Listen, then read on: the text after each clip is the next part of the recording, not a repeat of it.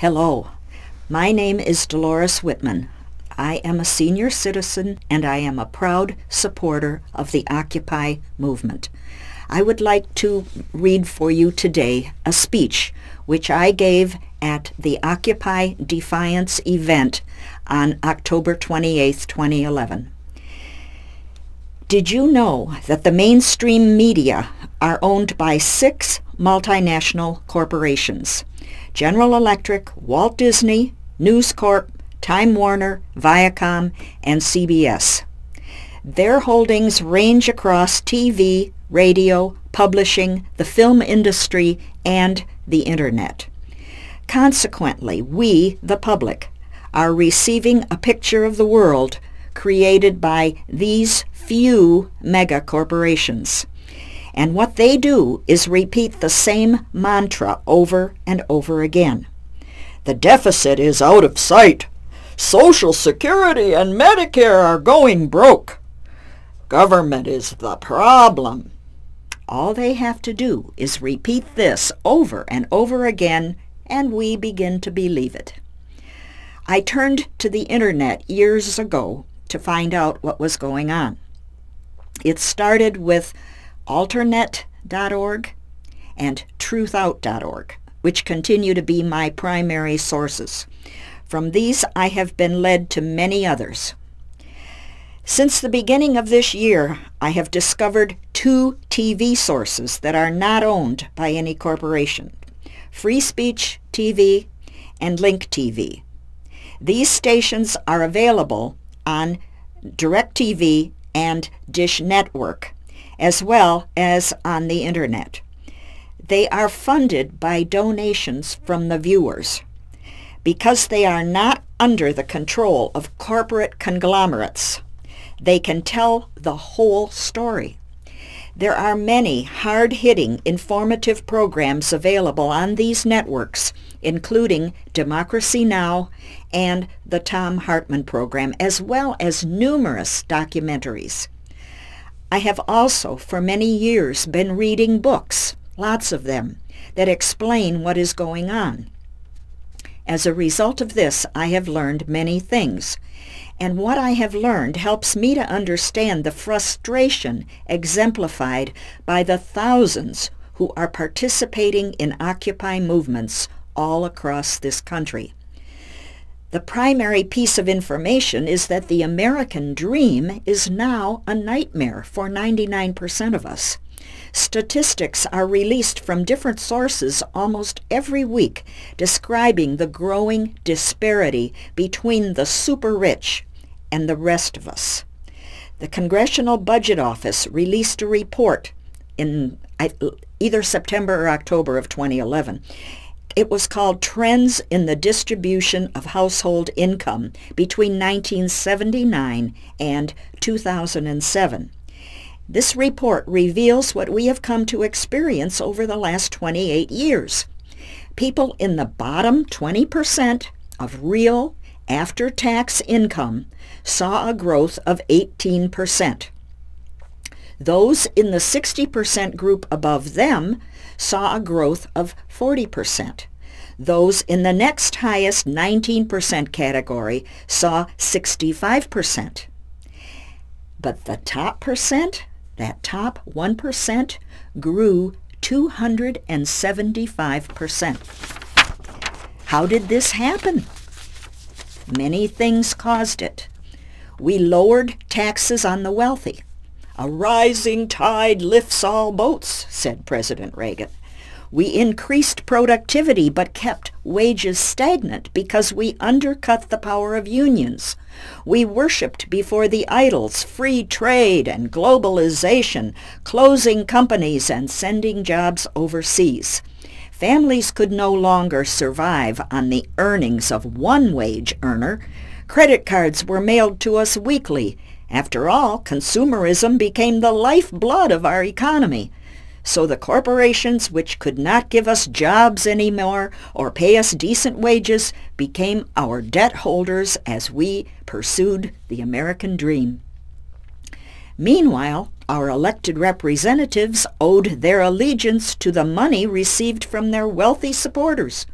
They began doing their bidding, not ours. What resulted was massive deregulation, oil drilling, coal mining, and especially the financial industry. A vast amount of money which the wealthy were accruing was available to bet on derivatives. These Wall Street creations held the economic security of ordinary Americans, their homes. Everyone was sold a bill of goods about the ownership society, which resulted in a housing boom like nothing ever seen before. And then it crashed, taking with it not only the U.S. economy, but the world economy as well. And when it crashed, who went down with it?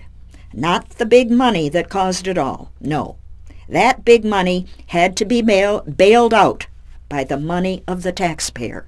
And the taxpayer is being held over the chopping block again as we are faced with threats to cut everything. Of course, Social Security and Medicare are always at the top of the list because the insurance industry wants to get its hands on that money. Homeowners who were involved in bad mortgages, as well as their neighbors who see their home values plunging, are all suffering. Students who completed their college education can't find jobs and are still saddled with crippling tuition debts they can't repay. Veterans returning from war can't find jobs or get the medical and psychological care they need. Also on the chopping block is the infrastructure we the people created over the decades. I'm talking about our highways, our schools, our prisons. They are being privatized to fatten the wallets of the big money that now has control of our government. The rallying cry has been, "Get big government off our backs." We need to change that to get corporate government off our backs. We here in Ohio are feeling the effects of corporate government. Our governor and our legislature are doing the bidding of the big money that paid to get them elected. SB 5 was an outright attack on unions and the middle class. The attempt to limit our voting rights by reducing the amount of early voting that had been instituted under Jennifer Brunner is another attack. Thankfully, that was stopped so that we can vote it down next year, or this year, 2012.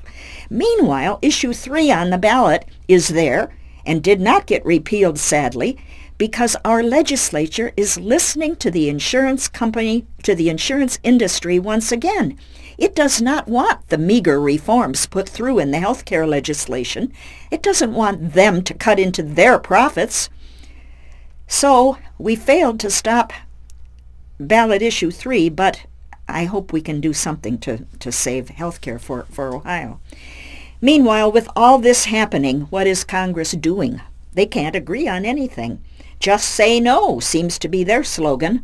Hold off until the next election when their powerful moneyed friends will vote them back in with their dollars. And the mainstream media just stands back and watches the piddling day-to-day circus that is Washington, D.C.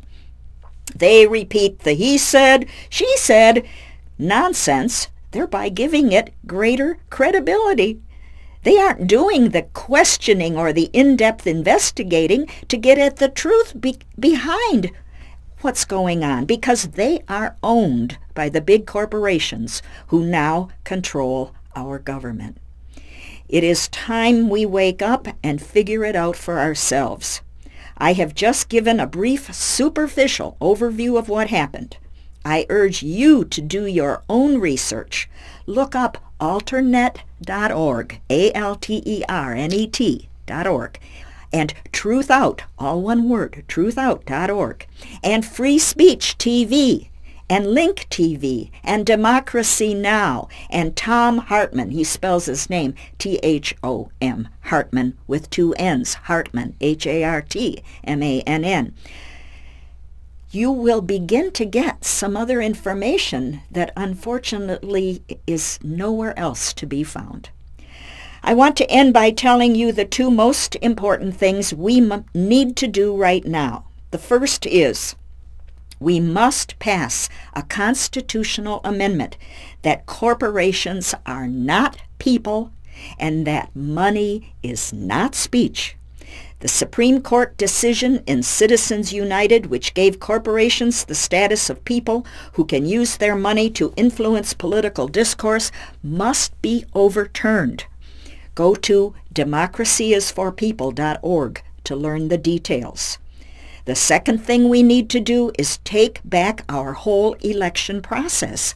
The Fair Elections Now Act has been introduced in both houses of Congress, but of course, like all worthwhile legislation, it is not going anywhere. It is stuck in committee.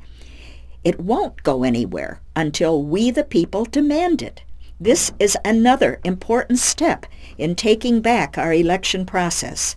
It is important that we the people regain control of our government.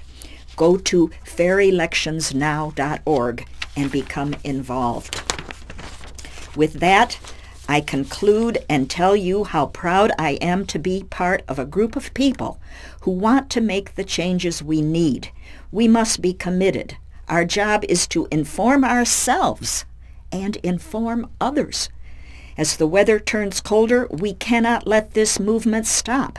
We must get the word out to others to grow the movement.